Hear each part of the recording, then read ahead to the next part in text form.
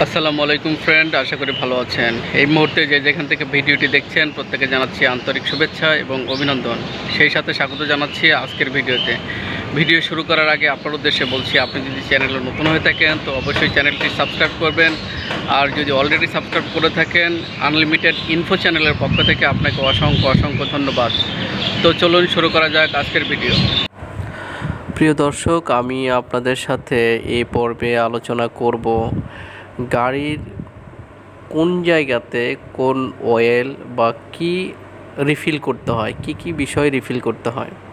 তো আমরা যারা গাড়ির ইউজার বা চালক আছি, অনেক সময় অনভিজ্ঞতার কারণে বা ভুলবশত আপনি এক জায়গার ফ্লুইড বা অয়েল অন্য কোনো জায়গায় আপনি রিফিল করে ফেলেছেন বা ঢেলেছেন। সেক্ষেত্রে আপনার ওই সিস্টেমটাই নষ্ট হয়ে যায় এবং প্রবলেম হয়ে যায়।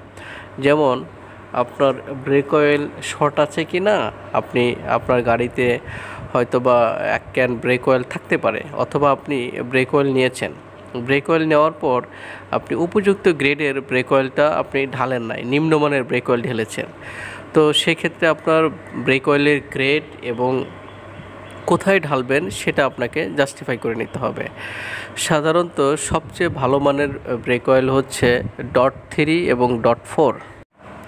এখন কথা হচ্ছে, আপনি সঠিক মানের ব্রেক অয়েলটাই আপনি ঢেলেছেন, কিন্তু ব্রেক অয়েলের জায়গায় আপনি ব্রেক অয়েল না ঢেলে আপনি ইঞ্জিন অয়েল ঢেলেছেন, তাহলে কি অবস্থাটা হবে? নিশ্চয়ই ব্রেক সিস্টেমটা নষ্ট হয়ে যাবে। ঠিক একই প্রক্রিয়ায় আপনার একটু ইঞ্জিন অয়েল শর্ট আছে, সেক্ষেত্রে আপনি ইঞ্জিন অয়েলের জায়গায় আপনি ঢাললেন ব্রেক অয়েল, তাহলে কিন্তু বড় আকারে প্রবলেম হবে। ঠিক এরকমটা অনেক সময় ভুলবশত মিস্টেক হয়ে যায়। তো কোথায় কি ঢালতে হবে, আমি আজকে সেই বিষয়গুলি নিয়েই আপনাদের সাথে কথা বলবো এবং দেখানোর চেষ্টা করব কোন জায়গাতে কি ঢালতে হয়। এটা এখন দেখতে পাচ্ছেন ইঞ্জিন অয়েল ফিলার ক্যাপ। এদিক দিয়ে হচ্ছে ইঞ্জিন অয়েল ঢালতে হয়। ইঞ্জিন অয়েলের সিম্বল তথা ওপেন কোন দিকে করতে হবে তার একটা ইনস্ট্রাকশন দেওয়া আছে। আর এই স্টিকটা হচ্ছে ডিপ স্টিক, যে ডিপ স্টিকের মাধ্যমে আমরা ইঞ্জিন অয়েলের লেভেলটা জানতে পারি। যে ইঞ্জিন অয়েল লেভেলটা হচ্ছে দুইটা, একটা হচ্ছে একদম লোয়ার লেভেল, আর একটা হচ্ছে হায়ার লেভেল।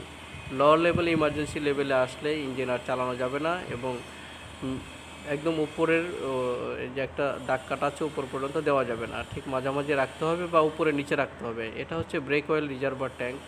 এখানে লেখা আছে দেখেন .3 .4, যে কোনো একটা ব্রেক অয়েল ব্যবহার করলেই হবে। এখানে ম্যাক্সিমাম এবং মিনিমাম একটা লেভেল দেওয়া আছে, ওই লেভেলের মাঝামাঝি বা ম্যাক্সিমাম পর্যন্ত রাখতে হবে। এটা হচ্ছে রেডিয়েটার কুলেন্ট, এটা হচ্ছে কুলেন্টের রিজার্ভার। এদিক দিয়ে হচ্ছে পানি অথবা রেডিয়েটার কুলেন্ট বা কুলেন্ট দিতে হয়। আর এই দিক দিয়ে হচ্ছে রেডিয়েটার প্রেশার ক্যাপ। মূলত যদি রেডিয়েটারে কুলেন্ট কম থাকে তাহলে এদিক দিয়েই হচ্ছে মূলত কুলেন্টটা রেডিয়েটারে রিফিল করতে হয়। কুলেন্ট দিয়েও রিফিল করা যায়, তবে সেক্ষেত্রে অতিরিক্ত যদি কম থাকে তাহলে এখান দিয়ে করতে হয়। এটা হচ্ছে উইন্ডশিল্ড ওয়াশার রিজার্ভার ট্যাঙ্ক। এদিক দিয়ে হচ্ছে সামনের উইপার ও মোটরের যে পানিটা দেয়, অর্থাৎ আপনার সামনের গ্লাসে, এটার হচ্ছে রিজার্ভার ট্যাঙ্ক। এখানে অবশ্যই পানি দিতে হবে, অথবা শ্যাম্পু গুলানো পানি দিতে হবে, অথবা বাজারে পাওয়া যায় সেই ফ্লুইডটা দিতে হবে। এটা হচ্ছে এসি সিস্টেমের হাই প্রেশার পাইপের ক্যাপ।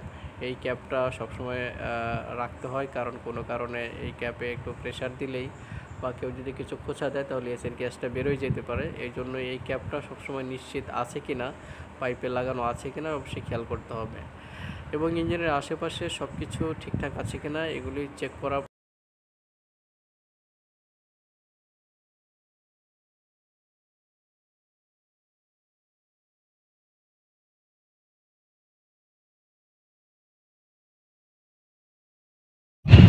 কেমন লাগলো আমাদের আজকের আয়োজন? নিশ্চয়ই ভালো লেগেছে। কমেন্টের মাধ্যমে জানাবেন, লাইক, শেয়ার এবং বেল আইকন ক্লিকের মাধ্যমে আমাদের সাথেই থাকবেন। দেখা হবে পরবর্তী ভিডিওতে। সেই পর্যন্ত ভালো থাকবেন, সুস্থ থাকবেন। আল্লাহ হাফেজ।